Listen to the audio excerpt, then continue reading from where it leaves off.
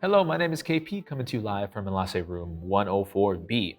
We've had a lot of eventful matches happening this past March, and I'm going to talk a little bit about them, primarily all of our esports organization events. So, we're going to start things off with Overwatch.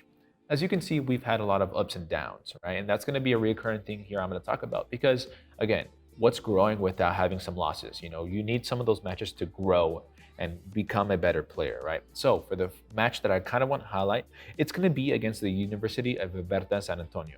It's a loss, unfortunately, but it is a 2-3, right?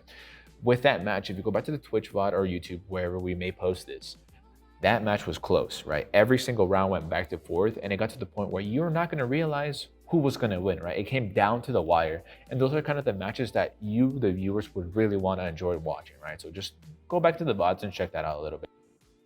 We're going to move things on to Valorant. So Valorant, we've had some wins, we had some losses, nothing too big, nothing too drastic. So I just want to say, these are the scores that we have here. It's just going to be there. I do want to say we won twice, we lost twice, right? We're neutral.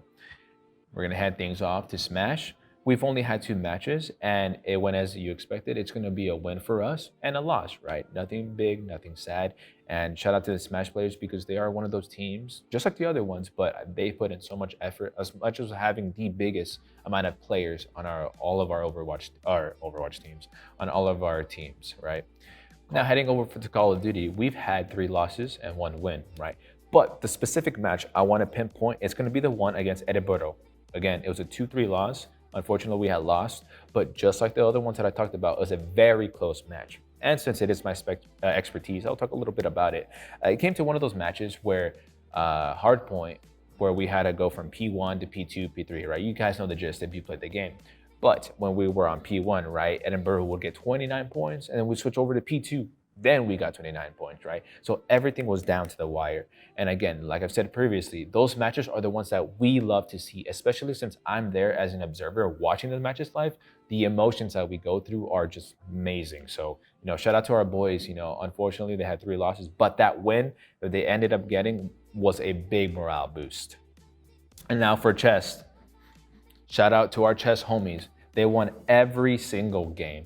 They're on a roll. And keep this in mind, last semester chess, we won it all. We were first place. So shout out to chess. They're killing it right now. And, I'm glad that they're able to take this seriously and do things. They come in here, practice. They look at the VODs. They are like, what can we change up? What can be different? Sometimes the Queen's Gambit, I know that's something a lot of people always play. They look at all the other things that I wouldn't even think of doing, right? And so, just shout out to them. It's really good what they're doing. Lastly, we have League of Legends. We've had some losses, we've had some wins. The one that, again, I'm going to pinpoint is going to be the Concord University. This one's going to be different. Yes, it was close, but the first match we've had, we actually won, right? You can easily tell that. It was the second round where it was kind of iffy, right? We've had some oops and downs on some of our junglers and some of our top laners, right? But with this match, ultimately, we were able to get that 2-0, and, you can kind of see the frustrations you go, especially with a game like League where it's micromanaging a lot of stuff that you have to do. On top of it, the matches can go anywhere from 25 to 40 minutes. Right? So lastly, I'm going to talk about some upcoming events. But before I go there, I'm going to talk about our Portside Collegiate invitation that we had. We hosted this at the Boeing Center. And, you can check out some of our videos that we posted on Instagram or YouTube, wherever they may be. We gave out some raffles, and it was just a Valorant tournament. And we just got some of the top schools locally, and just we wanted to reward a lot of the teams who don't get that recognition that they deserve. Lastly, we're going to talk about playoffs, which is what I'm happy about, because League of Legends, Call of Duty, chess, and Valorant all made it to the playoffs. So round of applause for them. I'm happy that they were able to succeed and come over here to the playoffs. So for League of Legends, Friday 29th, it's going to be against Stockton University. COD, it's going to be Friday 5th against Albion College. We're going to have chess Saturday the 30th against Cascada College. Lastly, we're going to have Valorant. It's going to be Wednesday the 3rd, but it's going to be a double match. So for the first half, they're going to play against Purdue University, and at 6 p.m., they're going to play against Fort Wayne. Last but not least, Festival of the Cascarones. We've talked about it multiple times, and if you've been here last semester, I was the one who emceed it, was the host, right?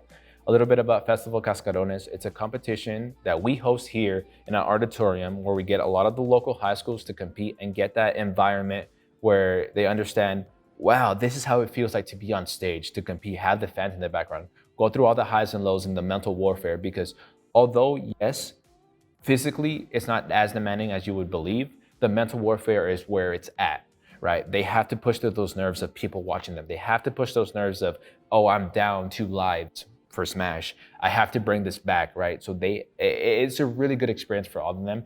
And the parents last year told us it was a great turnout. And for them, watching their son or daughter just be on the stage and support them, even through the losses, even through the wins, it was great to see all the emotions there. So please tune in. It's going to be the April 28th.